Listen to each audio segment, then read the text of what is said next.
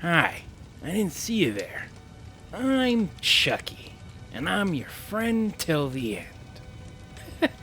In today's video, we're going to be celebrating my franchise. The ups, the downs, peaks and valleys, and all the other things in between. I'll be here to share all the fun little facts and behind the screams details that haven't made it into the main script. And hopefully, it'll make all you jackasses laugh. And I hope you don't have sensitive ears, because this video is going to be full of spoilers for just about every film starring yours truly, as well as every episode of my show. So, fuck right off if you care. And for those still here, enjoy the show.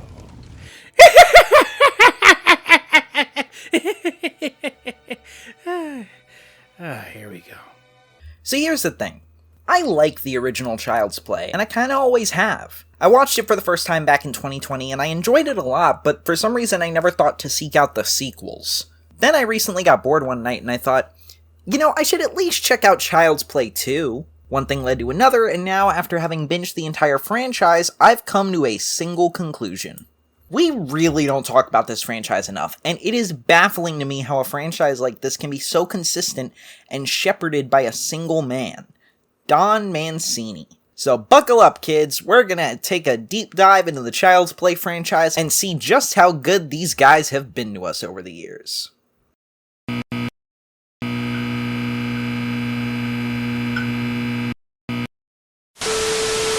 Starting us off, we have my original film, 1988's Child's Play. You've all seen it. It's a fucking classic. But did you know I wasn't always gonna be the star? Originally, Mancini wrote it as Blood Buddies. Wanted me to be a doll that could bleed. Like dolls that pissed their pants. Andy would infect me with his blood, and I'd come to life and kill people he was mad at. Imagine that crock of shit. Chucky killing people for Andy's sake. Who in the fuck would want to see that? Huh? Was that? He what? As weird as it sounds, I feel like I don't hear people talk about Child's Play as often as other first horror installments. Everyone talks about the OG Nightmare, Texas Chainsaw, Scream, Predator, Alien, and Evil Dead movies with insane reverence, and even the original Friday the 13th gets brought up for that trivia fact we all know from Scream, but not Child's Play. Is it because the naming scheme of the overall franchise changed halfway through? Is it because the franchise got a later start than all those other ones from the 80s but came in earlier than the horror boom brought on by Scream? I don't know. But ultimately, I don't think there's much to say about this movie that hasn't already been said. While Chucky wasn't the first killer doll, he definitely innovated by being a nasty little bastard who was as vulgar and funny as he was scary. And that was definitely pushed further by the legendary performance by Brad Dourif. He's also definitely helped out by having the best character ever to play off of, Andy Barclay, as played by then 6-year-old Alex Vincent. It's wonderful when you have a sadistic serial killer who swears like a sailor and a cute kid casually creating contrast by becoming an accomplice to his crimes. That was a good sentence. And while they're sparsely used because of the film's goal of building a mystery around the killer doll, the animatronics and puppets that bring Chucky to life are all great. I mean, they're dated for sure, but you can see just how much Mancini's script was influenced by the idea that animatronics and puppets could do a lot to bring a character like this to life. Ultimately, I think this particular movie was very much a collaborative effort. The vision of Don Mancini's baseline ideas filtered through the creative input of David Kirshner and director Tom Holland, no not that one, made Chucky who he is and made this first movie what it is. However, this franchise's primary creative voice is Mancini, and I think he really got to let loose with his second outing. So this one's weird. Since the company who owned the rights to my original film wanted to move away from horror, Universal's produced every single one of my movies since Child's Play 2. The original film rights stayed with MGM, which is why they were able to make that little shit stain in 2019. And thank Damballa that he couldn't perform under pressure. So, as a recent inductee into the cult of Chucky, I have no idea what the feeling is on Child's Play 2. But if you ask me, I'd say it's a pretty perfect sequel. It expanded the role of Chucky wildly since it really didn't have to build a mystery, and his animatronics improved greatly to match. The role of Andy transformed and asked a lot of 8-year-old Alex Vincent to portray the effects of life-altering trauma. It introduced Kyle, and if you don't like Kyle, you are wrong. And it offered an incredibly memorable finale in the Good Guy Doll Factory, which serves as one of the first in a long line of scenes that recycle ideas Don Mancini had for an earlier film. In this case, the factory was the setting for the finale in his original script, and while it was ultimately cut there, Don reused it here. This movie also helped advance the overall tone of the franchise, which is important. While Chucky's remembered as an overall funny franchise, he isn't really that funny in the first movie. The comedy mostly comes from, hey, this children's toy called that single mother a slut, being kinda inherently funny. This one kinda leans into Chucky being more comedic and cracking one-liners and associations with his kills, but doesn't lose sight of him being a legitimately evil motherfucker. However, the expansions to Chucky's characters and presence create a weird little paradox. Is Chucky the main character? Like, yes, it's the Chucky franchise, but the thing that works about the first two films is that he's the antagonist with a fairly limited role, and most of the focus is on Andy and his families. So would it be smarter to focus more on Chucky as a main character? After all, he has the unique benefit that he is a genuine character who could, in theory, carry his own film, unlike his contemporaries like Michael or Jason. It is possible to do films more centered on the serial killer, with Saw X being a perfect recent example, but the Chucky franchise is going to have to wait one more installment before Chucky takes on the leading doll status. Most people consider my third outing to be one of the worst. And to them, I say this. Who the fuck asked you? But, truthfully, you're not alone. Our dear Don Mancini agrees with you and takes responsibility for the film's failure. Well, Don, I think I speak for everyone when I say I forgive you. But if you drop the ball again, you're really gonna understand the meaning of defenestration. Okay, Child's Play 3 is the worst one in my opinion. I'll get into why I think it's not as bad as Seed later, but even still I think there's some stuff to like about Child's Play 3. For example, Chucky animatronic is still great. Almost all of the performances are solid. There's some good kills in here, especially Chucky's death itself. I think the whole third act is really solid, and I'd actually say it's one of the better final set pieces of the series. The problems mostly come from the fact that this movie doesn't really bring anything new to the table, both for the franchise or movies as a whole. The military school setting is drab and boring, Andy isn't really expanded upon as a character, Chucky isn't doing anything different, and ultimately there isn't anything particularly memorable or interesting. Fortunately, this gave Don Mancini the opportunity to do something different and better. That becomes a recurring thing going forward. Mancini's effort to take the franchise in new directions with every installment. No two Chucky installments are the same, tonally or stylistically, for better or for worse, and I think that the variety is what makes this franchise unique among its peers. While each installment in a franchise ideally adds something new, you kinda always know what you're gonna get from a new Halloween movie, a Friday movie, a Saw movie, a Scream movie, and so on. Chucky is horror's box of chocolates, and if it wasn't for the overall stagnant feeling of Child's Play 3, I don't think we would have gotten the variation we got going forward. Starting with Bride of Chucky. If you've seen my first romantic comedy, you know Tiff watches The Bride of Frankenstein. And if the title didn't give it away, it was a huge inspiration for this reinvention of my franchise. Producer David Kirshner saw a copy of Bride of Frankenstein in a video store, and he was inspired to give me a bride, with Mancini crafting the role for Jennifer Tilly. Fine woman. And I'm damn happy with what he crafted.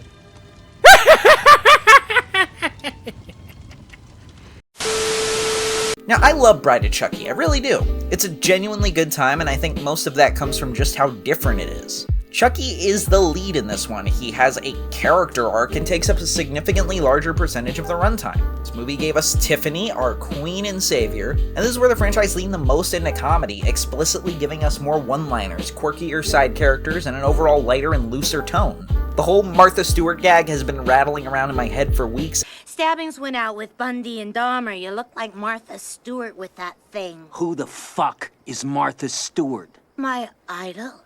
What would Martha Stewart say? Fuck Martha Stewart! Martha Stewart can kiss my shiny plastic butt! As has Chucky's line about being all rubber.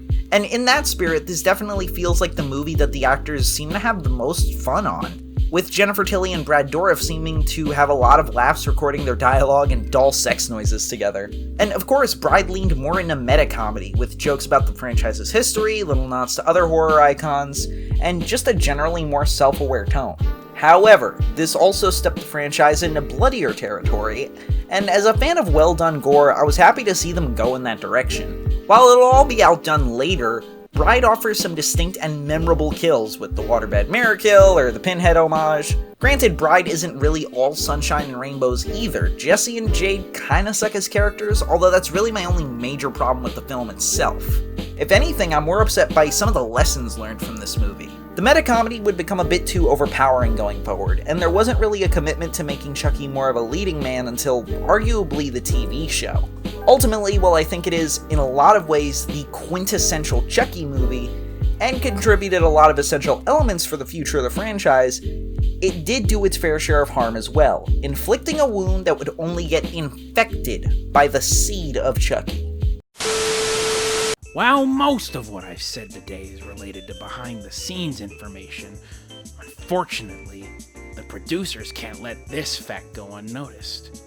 This film released in 2004, concurrent with the trial of Tiffany's idol, Martha Stewart, for securities fraud, obstruction of justice, and conspiracy. Rookie numbers, if you ask me. Tiff and I bore witness to this on the news, and Tiffany made an observation. Roll the tape. Roll it! It's D-Day here at San Quentin. Who'd have thought it would ever come to this? They're executing Martha Stewart this morning. Now, while Martha Stewart in the real world is alive and well, from everything my people behind the scenes can tell, our Martha Stewart received the death penalty for insider trading. What a weird fucking world we live in. Now, I want to be super clear up front. This is a bad movie. There is so much wrong with it. But I am going to defend it far more than you'd expect. Again, let's start with the good. Some of the jokes in this movie work. Who the hell are you? Shitface. The weird-ass production design works for the intentionally exaggerated Hollywood look that this movie is going for. This was Don Mancini's directorial debut, and while it isn't the best, it got his foot in that particular door. Gigi, as they would come to be known, is good, equally as good in design, performance, and characterization as Chucky and... I almost said Tucky and Tiffany. As Chucky and Tiffany before them. Their presence also expands on the Chucky franchise's relationship with the LGBTQ community and queer thematic material, a seed, that Mancini planted in Bride and something that would become integral to this series' identity. I'll save the rest of my positive thoughts for now and explain this movie's core problem. It's fucking ridiculous! I think the whole meta thing of Chucky and Tiffany being in a movie about themselves and Jennifer Tilly playing a fictionalized version of herself that plays Tiff in the movie within the movie kinda works, but it's probably a bit confusing for casual moviegoers. This movie overall is just very goofy, often too much for its own good. Not all of the jokes work, and the movie overall suffers from a lack of tonal cohesion within itself and the franchise. It's decently bloody and violent, but never scary, and the slasher element gets dragged into domestic drama territory in the final act. Like, Bride of Chucky was silly too, but at least that knew what it was. It's a romantic comedy blended with a slasher through and through. It's Barbie and Clyde. You know it, Pookie. Seed of Chucky, God I hate that title, lacks that consistent tone. However, I still think it's important. Here's the way I look at this movie. Everything that's good about it, the Jennifer Tilly plot, Gigi, the bloodiness, would all be improved and expanded upon in sequels. And the fact that this movie was so bad and a bunch of stuff didn't work gave Mancini a more clear direction for the future. Hell, if nothing else, Seed solidified the idea that Chucky would just stop seeking a human host and just keep being Chucky the killer doll. So I respect Seed of Chucky because it is the embodiment of the phrase, if every pork chop were perfect, we wouldn't have hot dogs. And this is a really fucked up pork chop. Before Mancini brought me back to haunt the Pierce house, he had originally considered remaking the original movie. He eventually decided against it because he didn't want to rehash the story and become too predictable. And the rights from my first outing were still with MGM, the company that later gave us the actual remake that nobody fucking wanted. Assholes. So while Curse of Chucky isn't the complete and total franchise reboot that was expected and originally planned, it does quite a bit to reboot the franchise tonally and even somewhat narratively. My favorite thing with this is all of the new threads it spins for these characters, namely exploring Chucky with a more personally driven goal and introducing Nika, who's probably my favorite character out of all of these. And, you know, I usually try not to be this guy because I think it's kind of tactless as fuck, but like, Fiona Dorif, my email is in the channel description. Hit me up if you ever in Florida. The movie also shows us a far more sinister and genuinely sadistic side to Chucky, one that isn't played for comedy, but instead to evoke genuine dread from the audience and the characters. Speaking of dread, Curse also gives us a proper return to horror, arguably being the scariest of any of these movies and the most rich with atmosphere. Mancini definitely has a lot more comfort in this gothic haunted house and in more limited and realistic kills for Chucky to pull off, and the vibe is palpable. And that's saying a lot because this movie's severely lowered budget and straight-to-video release signify one thing. The failure of Seed made Chucky an underdog. This franchise, and Mancini himself, have something to prove from this point forward. And with Curse as a starting point for this new era of the Chucky franchise, I think he more than proved himself. Now, eagle-eyed viewers may have noticed my disdain for the cancellation of NBC's Hannibal. And while I respect Dr. Lecter for his exquisite taste in wine and methods of bodily dismemberment, this was written in due to Papa Don's involvement as a writer for the show before it was canceled. He says that it and Channel Zero inspired my own show, so thanks NBC, you fucked up one good thing and it gave birth to one good guy. Cult of Chucky, the last hurrah of the movies in a lot of ways, feels like it exists as a true celebration of the franchise's legacy. Obviously, Curse ended with the return of Andy Barclay, but Cult both brought him back and sought to make him a legitimate character, explore what that childhood trauma did, how it affected him, and explore his role as Chucky's original victim, now fully cementing himself as a hero. It delves more into Nika, always an object of pity, fighting for autonomy, and especially now in this blinding white hospital, and in the prison of her mind. It pulls in Tiffany for a greater role, even lampshading the Jennifer Tilly stuff without making Seed required viewing. And the most important thing it does, it recycles Mancini's original pitch for Child's Play 3. More Chuckies. I love the fact that Brad gets to play off of himself as multiple Chuckies, and even that Nika gets possessed, so Fiona gets to play the character that arguably defined her dad's career. And, I don't know, just like something about Chuck Nika's kinda... Yeah, just like the swagger and the hair and the coat and this. Yeah, it's just kind of, You know what? Fuck you guys for shaming me. Your boos mean nothing. I've seen what makes you cheer. But still, the fact that there can be multiple Chuckies at once now gives the franchise greater longevity. Chucky can be killed at the end of a movie and you don't have to come up with some goofy-ass resurrection. You can just go, oh, there's another Chucky waiting at home just in case. It's pretty genius, honestly. And the thing to do moving forward, clearly, was just bring all of these elements together. The return of Tiffany and her doll form, Chuck Nika, Andy, Kyle, the idea of many Chuckies. It's all a tangled web that's meant to be woven together. Unfortunately, it took 4 fucking years to see that coalesce, and it's all the fault of the reboot. Now, I was told I could say whatever I wanted about this movie, and thank Christ, because I gotta let loose. The 2019 Child's Play reboot is a fucking joke! They thought they could replace me with some half-assed AI-controlled doll and call it a day? Please. They ditched my voodoo, my charm, Damballa, my instinct, all for a plastic toy that looks like shit. There's only one true Chucky, and that's me, motherfuckers. Okay, look, regardless of your feelings on this movie, the Child's Play reboot is a blight on the franchise just by virtue of existing. Now, this is not a dig at anyone who worked on it, merely at the company for making it against the wishes of Don Mancini. It's a very flimsy and transparent move that reeks of corporate greed. And I think the irony in it is that Universal, the company that owns the rights to Chucky, ended up outdoing this reboot anyways. A cautionary horror film where an AI doll learns violence to protect its child owner, starting with the murder of an animal and eventually upgrading to humans, leading to a final confrontation partially driven by the launch of the doll in a corporate event? That's just Megan! And that movie pulled that off with a lot more heart, ingenuity, and originality.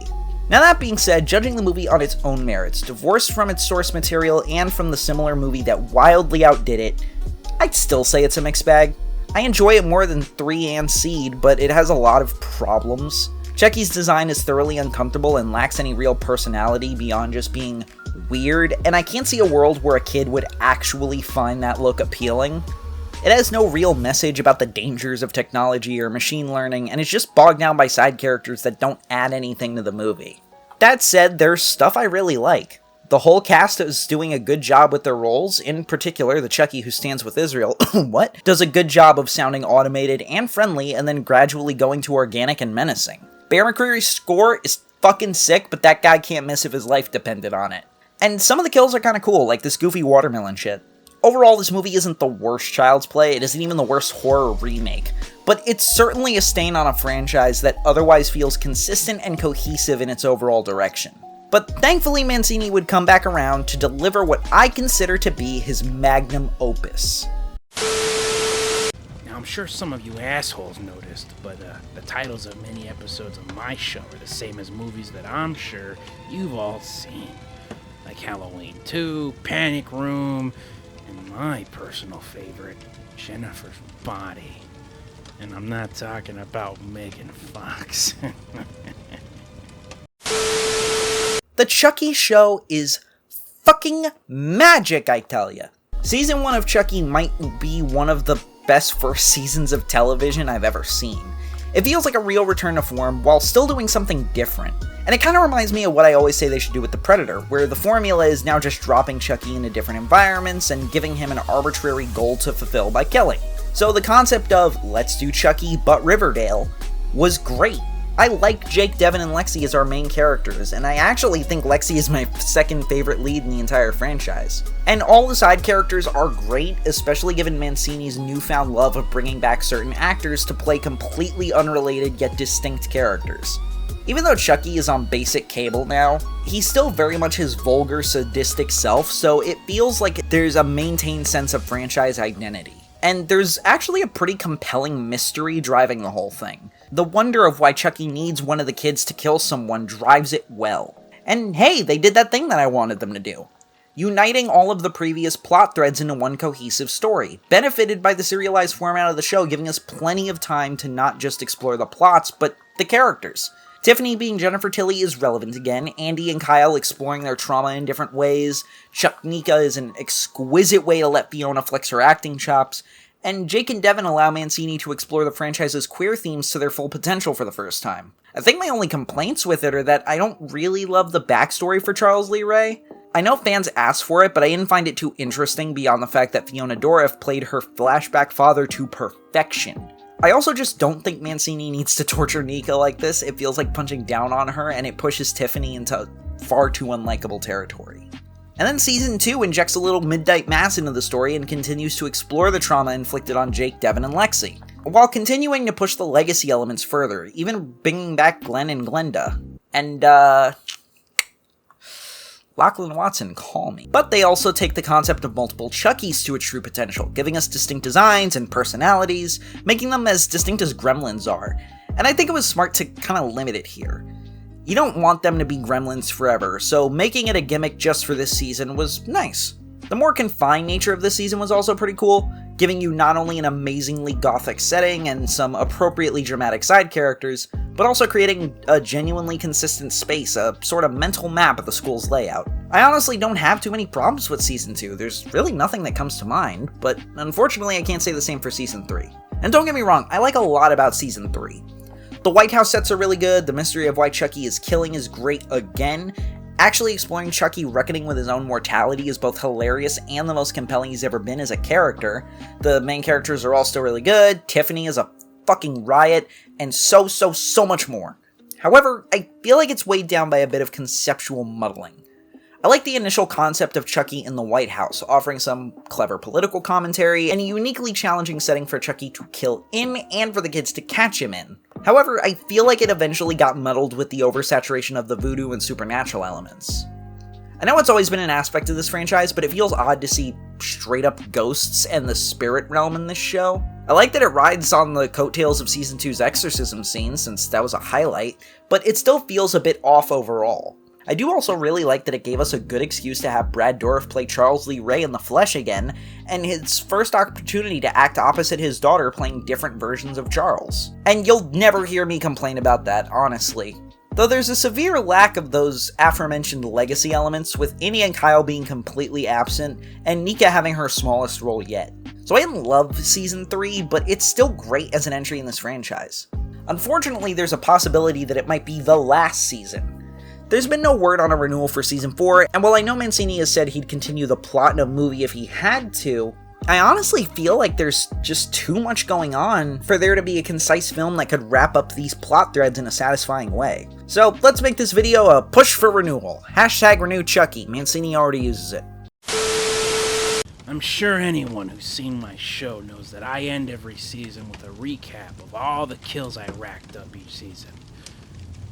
But there's one thing I've never looked at. My own death. Every time somebody smoked my little ass. Let's see. I was shot before transferring my soul into a doll, burned alive and shot through the heart. I had my head exploded like a balloon, was thrown into an industrial-sized fan, shot again, dismembered by my kid, had my head stomped in before being shot again, got shot Boondock Saints style, got shot again, got decapitated, blown up, got stabbed to death, strangled until my eyes popped out. I lost half an army in a car crash, used as a suicide bomb. I lost the other half of the army in an off-screen war, poisoned myself, got stabbed in the head, exorcised into a priest I blew up, got cut in half with a chainsaw, and got shot one final time, adding up to a total of 79 deaths of Chucky. Enough said. So, to summarize, I guess, I'll rank the movies from worst to best. I'd say my ranking is probably Child's Play 3 at the worst, Seed of Chucky following, then the reboot, then Bride, Cult, 2, Curse, the original, and then the show. I'd be curious to see how other members of the Cult of Chucky feel in the comments. And if I had to have one overall takeaway from this franchise, I'd say it's that Don Mancini really cares, and I wish that other franchises like Marvel or Star Wars took notes. He's found the perfect balance between listening to constructive criticism and other outcries from fans, but also doing his own thing in a way that, while it isn't always good, is consistently engaging and interesting.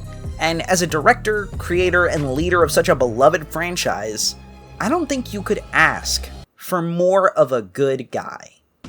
Thanks for watching the fucking video. Special thanks to Devrick5, Did You Get It Guy, and Spark Plasma for donating to the highest Patreon tier. You assholes.